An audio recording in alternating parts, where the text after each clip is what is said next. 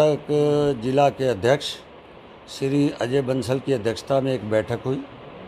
बैठक के अंदर सभी सम्मानित कार्यकर्ताओं ने जिला अध्यक्ष को पावर दे दी, क्योंकि एक व्यक्ति का ये विवाद नहीं है, एक पार्टी का विवाद है। क्योंकि मैं हिसार की कार्य समिति की बैठक में गया हुआ था, उसके बाद से ये विवाद मीडिया के माध्यम से चला आ रहा था और वो लोग मेरे खिलाफ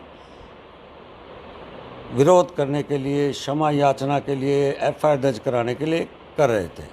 वो हिसार से चलकर रोहतक आके बैठे। उन्होंने यहाँ रोहतक में बैठकर ये धरने पे कहा, आपके चैनलों में कहा कि मनीष कुमार ग्रोवर माफ़ी मांगे, खेद प्रकट करे और धरने पर आए।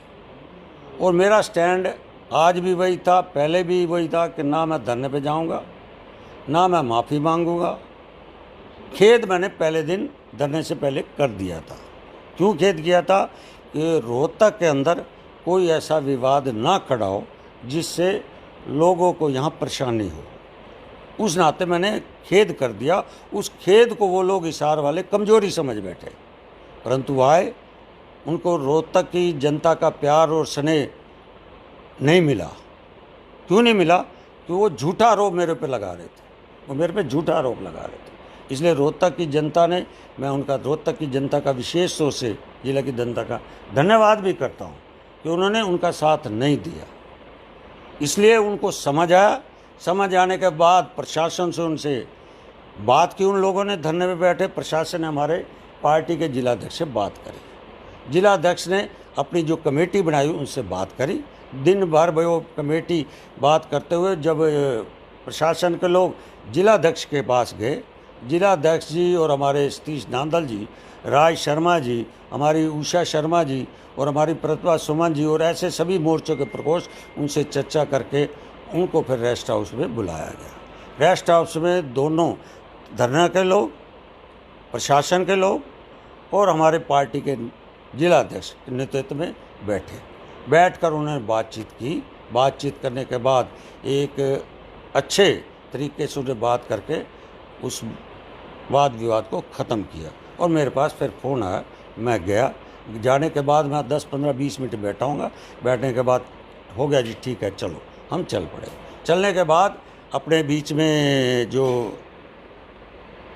कम्युनिस्ट अपना नेता है कामरेड इंद्रजीत, उन्होंने कहा एक बार बहनों से आप मिल लो। मैं मिल लेता हूँ, मुझे कोई दिक्कत नहीं। जब वो बहनें आई कमरे में, वो मुझे एक माँ के जैसा लगा कि बड़ी उम्र की थी। कोई 75 साल की थी, कोई 80 साल की थी, कोई 85 साल की थी, बड़ी उम्र की थी। अब मुझे ये लगा कि जो ये बात कर रहे हैं वह अश्लील हरकतें मैंने इनके सामने की हैं, अब मेरी माँ जैसी हैं। और ये इनको बता रहे थे बहन है, औरत है। जब एक माँ जैसी नज़र आए मुझे, और उसके बाद मेरा एक मानवता भी कहती है, क्योंकि हमारा समाज, हिंदू समाज, बड़ों की इज्जत करने वाला है। और मुझे संस्कार भी माँ बाप ने ऐसे दिए, मेरे संगठन के संस्कार भी ऐसे हैं कि बड़ों की इज्जत करना।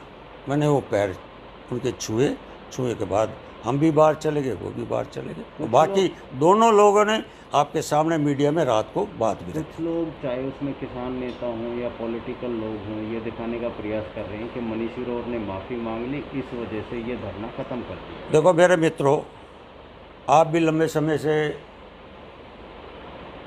न्यूज़ उठाते हो, लोगों से चर्चाएँ करते हो। कहीं ना कहीं वो बात आपके कैमरे में भी आई होगी, माफ़ी वाली। कहीं ना कहीं किसी ने देखा भी होगा, सुना भी होगा। उसकी वजह ना किसी कैमरे ने देखा ना सुना। और अंदर कम से कम 20 लोग थे, 25 लोग थे, सबके हाथ में मोबाइल भी थे। उन किसान नेताओं के थे, जो किसान नेता बोल रहे हैं, वो भी थे अंदर। सबके हाथ में मोबाइल। आज मिलता 1 मिनट में सबकी बात रिकॉर्ड हो जाती है, उसकी फिल्म बन जाती है।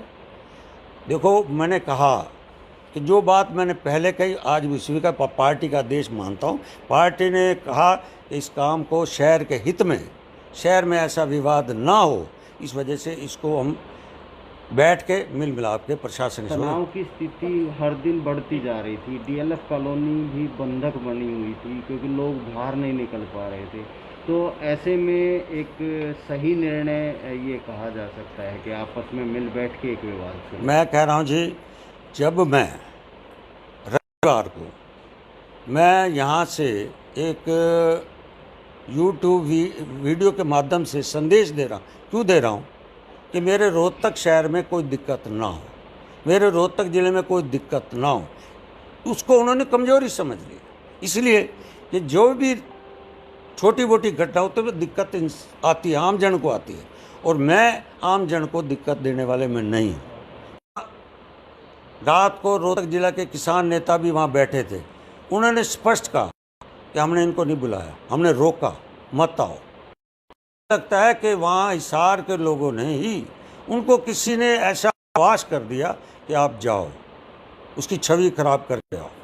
रोहतक के किसानों ने, मैं कह रहा हूँ जो बात उन्होंने कही तो कहना भी चाहिए, किसानों ने कहा हमने मना करा था, मत आओ के बेकार, ये तो वो बता सकते। मनीष जी, नहीं, अभी तो देखिए सिर चढ़ गई है और आपकी बात भी हुई होगी उनसे, तो ये कोई बात निकल कर आई है ऐसी सामने कि कोई किसी पार्टी का हाथ हो, विपक्षी पार्टी का हाथ हो, ऐसा?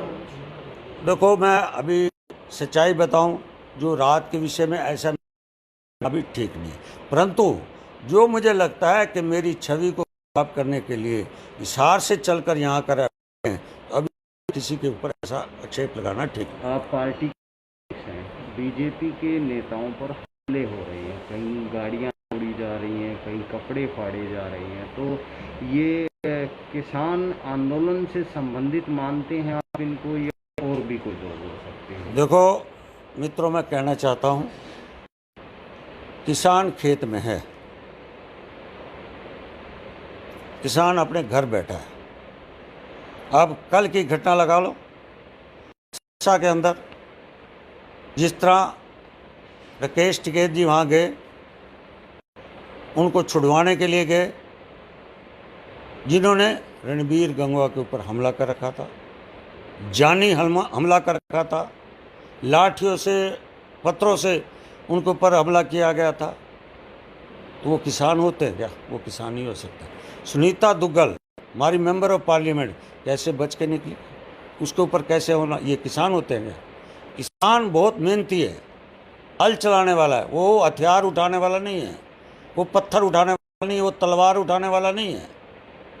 इसलिए ये किसान हमारा मेहनती है, हरित प्रदेश है, इसलिए किसानी कुछ प्रदेश को बदनाम करने के लिए मैं समझता हूँ कुछ लोग शरारती तत्व हैं। कल ओम प्रकाश चौटाला यहाँ पर आए थे, उन्होंने कहा कि 20 जुलाई और 21 जुलाई को वो जितनी दिल्ली के बॉर्डर पे धरना स्थल है वहाँ जाएंगे और किसानों से मुलाकात करके उनकी आवाज़ उठाएंगे। देखो, चौधरी ओम प्रकाश जी चौटाला कहीं जाएं, वो रोक सकते हैं? हरियाणा की सड़कें इतनी अच्छी अच्छी बना दी हैं माननीय मनोहर लाल जी ने, नितिन गडकरी ने।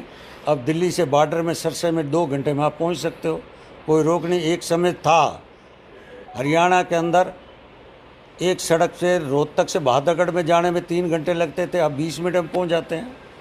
इसलिए चारों तरफ नितिन गडकरी और मनोहर लाल जी ने 6-7 साल के अंदर सड़कों का जाल बिछा दिया।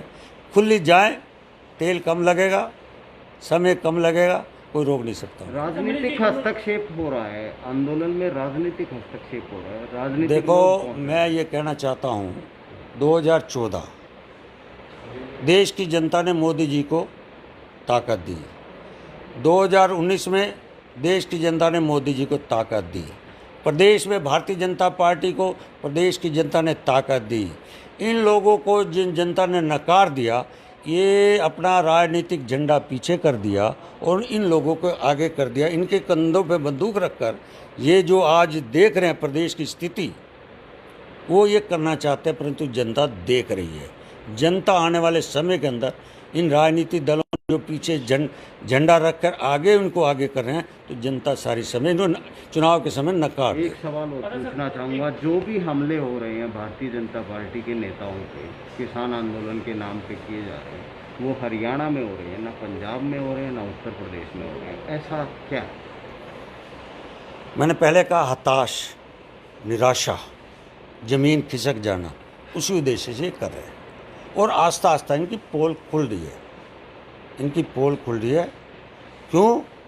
असली किसान खुश है। देश के प्रधानमंत्री जी ने किसानों के लिए इतना काम किया, इतना काम किया, आज़ादी से समय से लेकर और कांग्रेस के शासन के समय का एक बार आप अपना डाटा निकाल लें कि कितना उन्होंने किया, कितना मोदी जी ने किया, कितना हरियाणा के मुख्यमंत्री ने किया, इतना इससे पहली सरकारों का दिखाल।